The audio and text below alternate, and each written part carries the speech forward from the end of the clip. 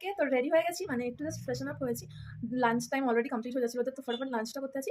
দিয়ে এসে ফুল সুন্দর করে ফ্রেশন আপ হবো, একটু রেস্ট করবো, দিয়ে বিকেলে যাবো মেলে। তোমাদের সাথে সব শেয়ার করবো। এখন অব্দি যেরকম সব ভিডিওগুলো শেয়ার করছি, সাথে থাকো, পাশে থাকো। আর জানো হচ্ছে আমাদের দার্জিলিং ব্লগটা তোমাদের কেমন লাগছে, চলো কেন।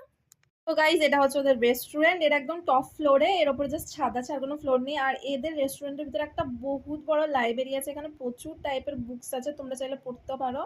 আর এইটা হচ্ছে রেস্টুরেন্টের জানলা থেকে ভিউ বাইরের, যেটা কিনা পুরো হিল ভিউ ছিল। আমরা এখানে ওয়েট করছি খাবার আসার জন্য, আর অন্য কেউ ছিল না, আমরা অনেকটা লেটে এসেছিলাম, তো আমরাই শুধু একাই খাচ্ছিলাম। এই যে এখানে দিয়েছিল ভাত, ডাল, পাঁপড় ভাজা, একটা তরকারি আর মাছের কারি।